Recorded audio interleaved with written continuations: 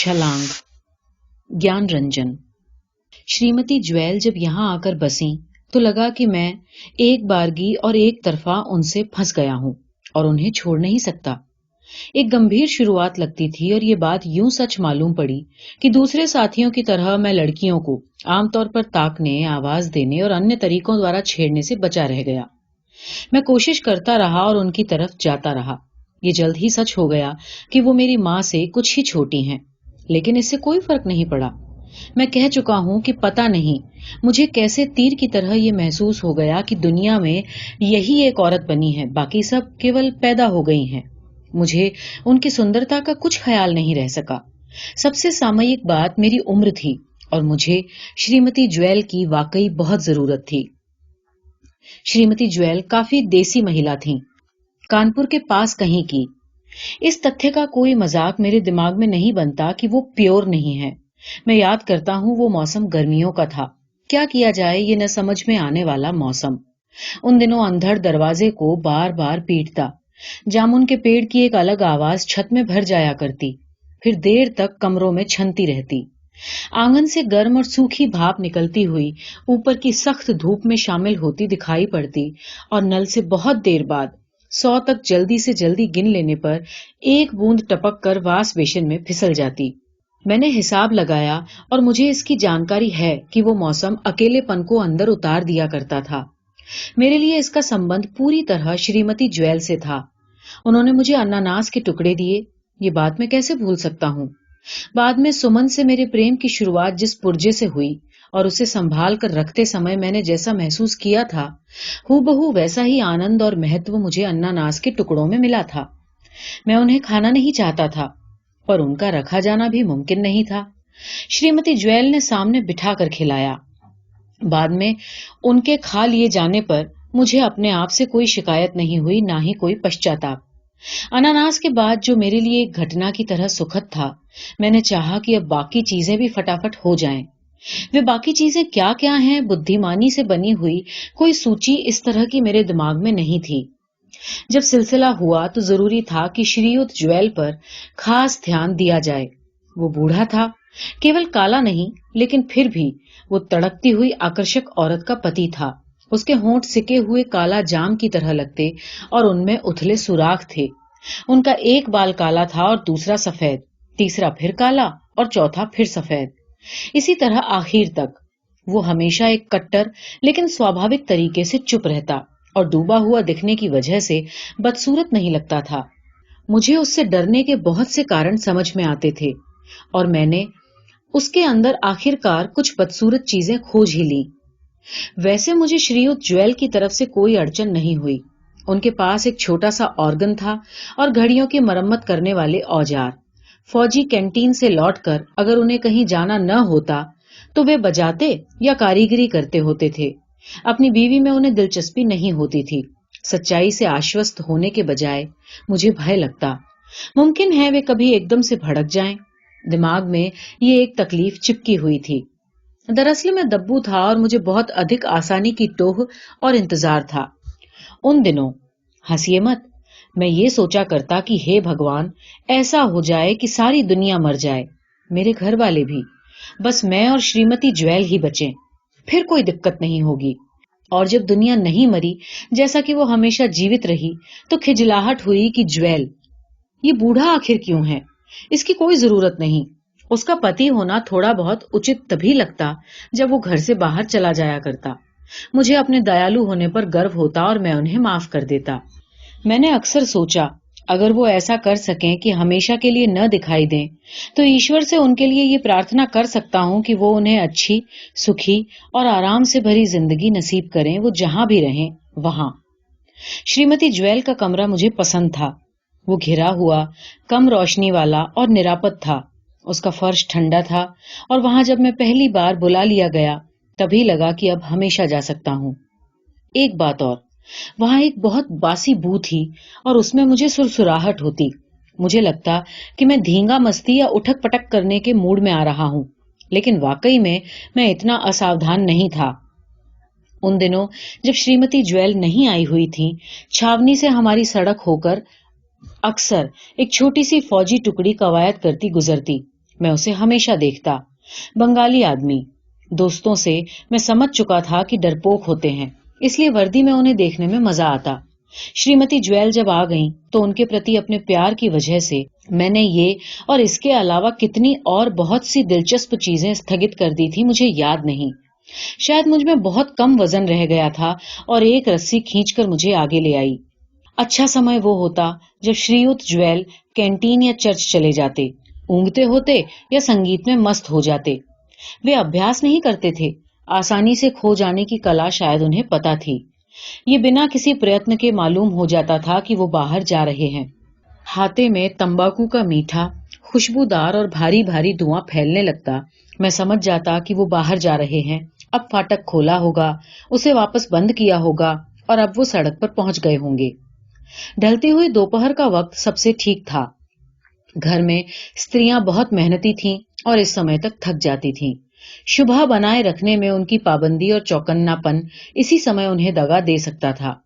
Shrimati jewel ने कभी बुरा नहीं माना, लेकिन बाद में मुझे देख वो तुरंत हंस पड़ती थीं, फिर पास बुला लेती। मैं अपने आने के जो बहाने बनाने की चेष्टा करता, उन्हें वो ठीक तरह से सुनती भी नहीं थीं या टाल जाती। उनके छोटे से घर में मैं अब खुलेआम था। कभी ऐसा भी हुआ कि मौका मुझे भरपूर लगता और मैं सोचता कि फलों की चोरी के लिए जैसे 4 दीवारियां कूद जाता हूं, उसी तरह श्रीमती ज्वेल पर भी कूद पड़ूं। ऐसा मैं कभी कर नहीं सकता था। मुझे कुछ काल्पनिक डर होते थे, कहीं ज्वेल अपनी स्त्री की हत्या न कर दे या कैंटीन से हमारे घर के लिए लाई जाने वाली खाने पीने की चीजों में विष न मिला दें, वगैरह वगैरह। श्रीमती ज्वेल मुझे सपने में दिखाई दी कई बार, और सपना टूट जाने के बाद जब मैं उठ बैठता तब भी दिखाई देती। वे ज्वेल के सूखे और ठिठुरे शरीर के विपरीत भरी हुई थीं।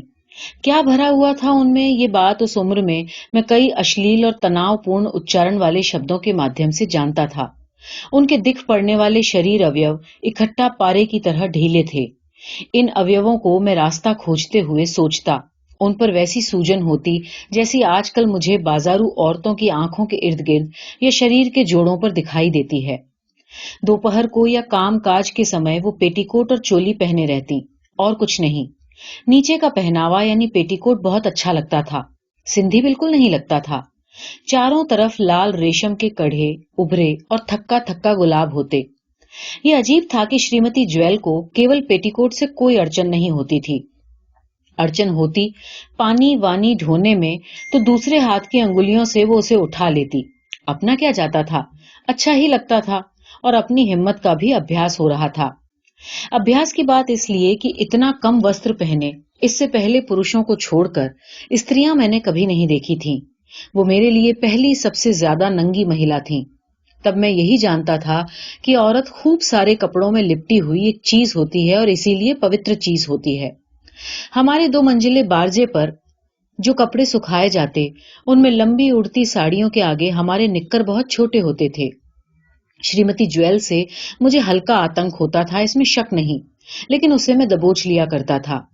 श्रीमती ज्वेल उस दिन बाल छितराए हुए थी, निठल्लापन उन्हें था और टेढ़ा टेढ़ा मुस्कुराए जा रही थी। उन्होंने मुझे कबूतर की तरह समझा, जबकि मैं कबूतर की तरह सहमा हुआ नहीं था, इसलिए कि उस समय इच्छा हुई थी थोड़ा फासले से कहूं कि मार कटारी मर जाना और भाग जाऊं। क्या करूं, इसके 2-3 साल बाद ही मुझे कुछ अच्छे ऊंचे स्तर के शेर याद हो सके। श्रीमती ज्वेल ने मुझे नजदीक करके गोद में बिठा लिया। इसके लिए उन्हें थोड़ी मेहनत करनी पड़ी और मुझे सहूलियत देने की कोशिश, क्योंकि गोद में बैठने वाली उम्र में पार कर चुका था।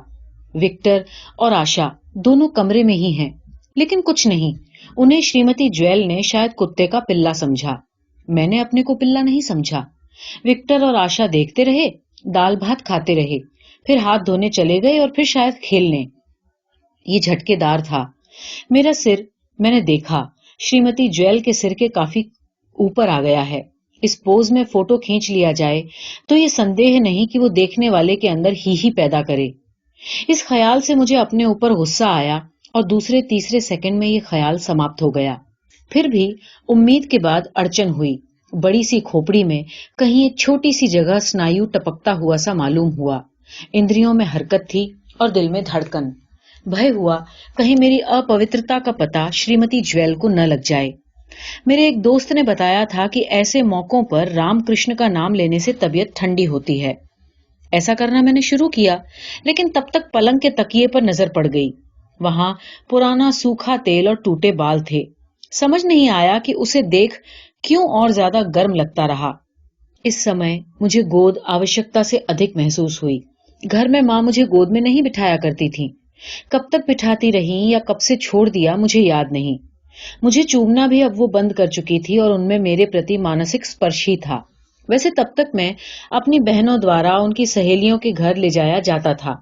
वहां वो आपसी बातें करती और मेरा चेहरा और अधिक भोंदू हो जाता। बातें, रमेश कितना प्यारा है, आज मिला था, चिट्ठी मैंने छत पर फेंक दी है और जी धड़कता है सरीखी सरीखी। मुझे डर लगता कि मेरी बहनें बर्बाद हो रही हैं। लेकिन मैं कभी पापा से कह नहीं सका कि दीदी रमेश से फंसी हैं। आप समझ गए होंगे, इसका खास कारण श्रीमती ज्वेल के प्रति मेरी तमन्ना के अलावा अगर और भी कुछ था तो वो मेरी जानकारी में नहीं है। मैंने दीवार की तरफ देखना शुरू किया, जल्दबाजी में गड़बड़ न हो जाए और खुशी जाहिर न हो। श्रीमती ज्वेल बड़ी तड़ियल हैं, लगता है वो सब कुछ जान गई हैं। दीवार पर फिल्मों में काम करने वाली औरतों के तमाम फोटो काट काट कर चिपकाए हुए थे। मुझे उनमें से कुछ तस्वीरें जिंदा लगीं। सुरैया का एक कैलेंडर था।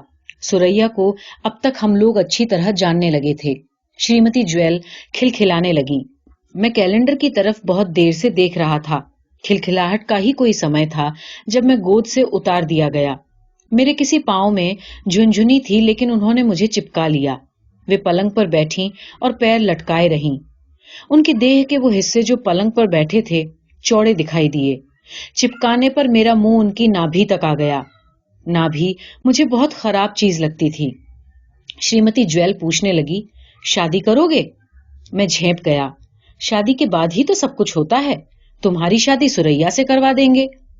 मैंने पाया कि इसके बाद मेरे नाक मुंह उनके मुलायम पेट में धंस गए हैं। मुझे खूब अच्छा लगा। मुझे पता था कि सुरैया से मेरी शादी नहीं हो सकती। उन दिनों सब जानते थे कि वो देवानंद से प्यार करती हैं। तभी देखा कि वो मुझे छोड़कर बाहर जा रही हैं और सुना कि किसी कुंजड़े को आवाज दे रही हैं। मुझे लगा कि ऐन मौके पर वो बेवकूफी कर गईं। प्यास तो बाद में भी आ सकता था या मैं भी ला देता।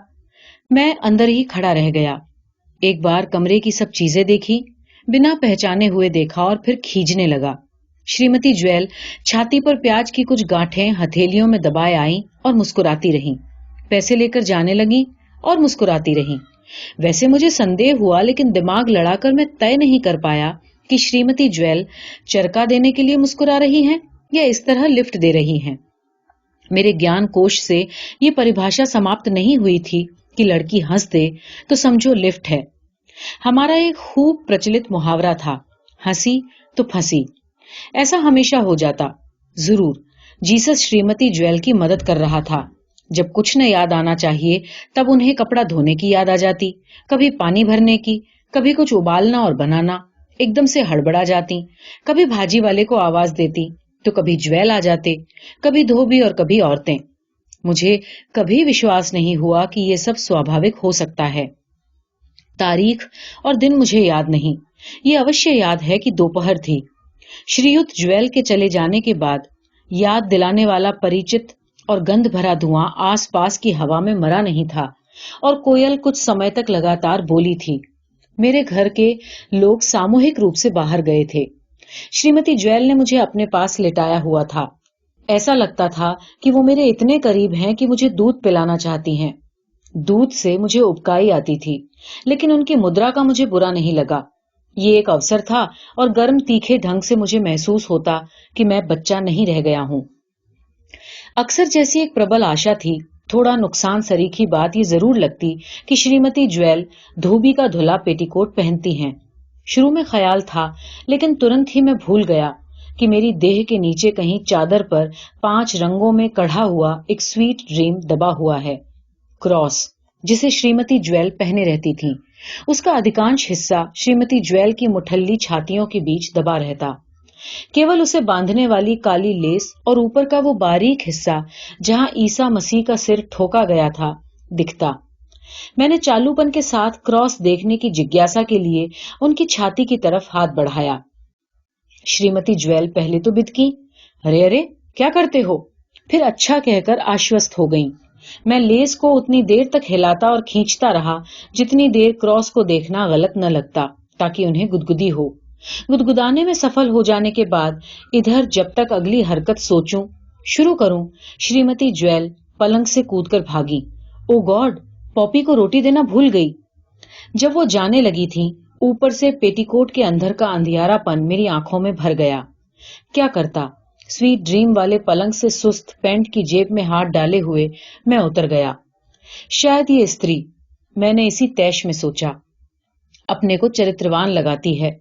इस प्रसंग में कि आखिर में उसका कैरेक्टर क्यों खराब करने लगा हूं मैंने ये तय किया कि जब दुनिया में सभी स्त्रियां चरित्रवान हैं, तो एक के चालू हो जाने से क्या बिगड़ता है।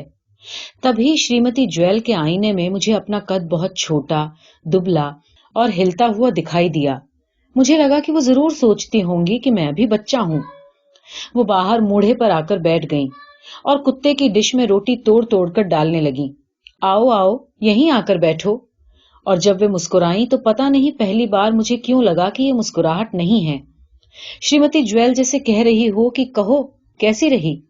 चुपचाप मैं बुदबुदाया, ससुरी बज्जात। तबीयत हुई कि वे खड़ी हों और ओट पाते ही अपने सिर से उनके नितंबों पर मैं जोर जोर से सींग मारने सरीखी क्रिया करने लगूं, जिसे मैं मन ही मन कर चुका था।